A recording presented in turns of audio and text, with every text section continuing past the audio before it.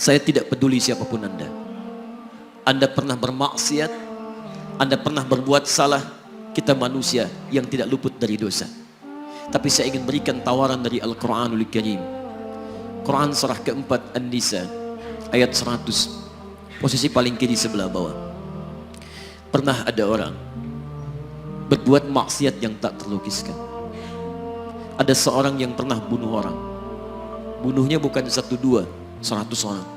Tak terlukiskan bilangannya. Kriminalitas tidak perlu diukur karena Anda akan lelah menghitungnya. Ketika Allah berkenan memberikan hidayah kepadanya, Masya Allah. Dan hidayah selalu terbuka pada siapapun sepanjang ia mau mengambilnya sebelum nyawa sampai di kerongkongannya. Tiba-tiba datang ia pada seorang alim dan berkata, saya ingin berubah. Alim ini kemudian menyampaikan pada orang dimaksud, Anda bukan berarti tidak bisa menjadi orang baik. Hanya Anda tinggal di lingkungan yang tidak mendukung Anda jadi baik. Keluarlah dulu dari tempat itu. Pergilah ke majlis ilmu si fulan, tempatnya ada di sana. Datang ke sana, belajarlah, dan Allah akan bimbing Anda berubah dari keburukan menjadi orang yang terbaik. Didengarlah nasihat alim ini. Berangkatlah orang dimaksud, menempuh perjalanannya.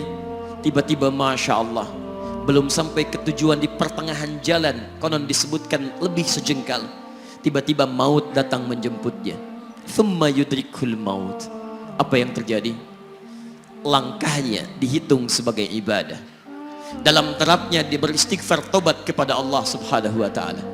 Taubat yang menghadirkan cinta Allah subhanahu wa ta'ala. Quran surah kedua ayat 222 di ujung ayatnya. Innallaha yuhibbut tawwabin. Allah mencintai orang-orang taubat.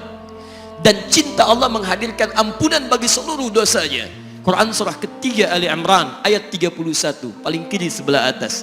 Qul in kuntum tuhibbunallaha fattabi'uni yuhibbukumullah. Allah cintai orang yang mau taat pada Rasulnya. Lihat, ketika Allah mencintai seorang hamba, wa yaghfir lakum dzunubakum, Allah ampuni seluruh dosa-dosanya. Derap langkahnya menghadirkan istighfar, taubatnya menghadirkan cinta Allah menghadirkan seluruh ampunan bagi dosa-dosa yang ia miliki. Maka apa yang terjadi? Di tengah perjalanan maut menjemputnya, thumma yudrikhul maut faqad waqa'a ajruhu 'ala Allah.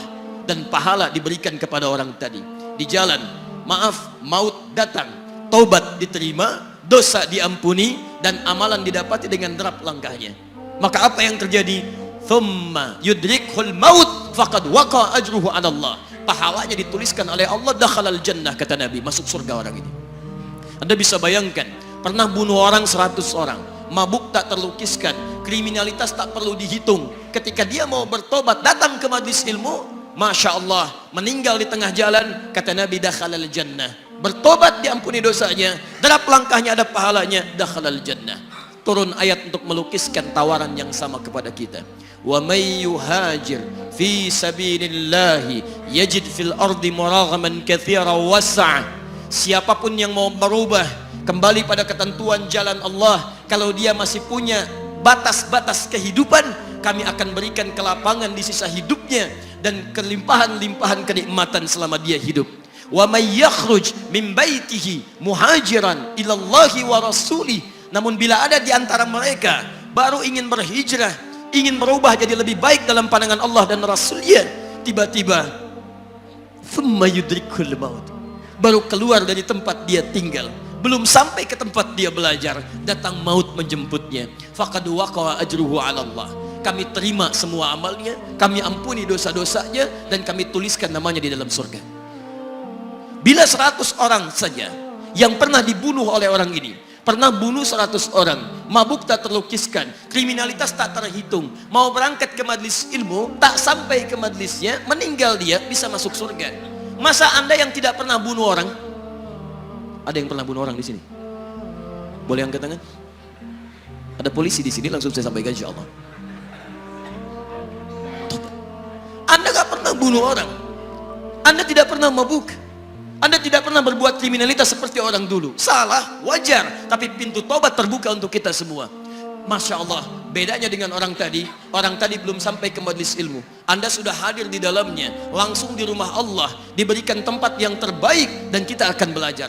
Kalau dengan semua ini belum mempermudah Anda ke surga, dengan cara apa lagi Allah mesti mengantarkan Anda ke surga? Kalau dengan duduknya Anda di sini belum mau juga bertobat, dengan cara apa lagi Allah harus membimbing Anda bertobat? Kalau dengan seperti ini belum juga Anda taat kepada Rasul, dengan cara apa lagi Allah mesti meyakinkan Anda untuk taat kepada Rasulullah SAW?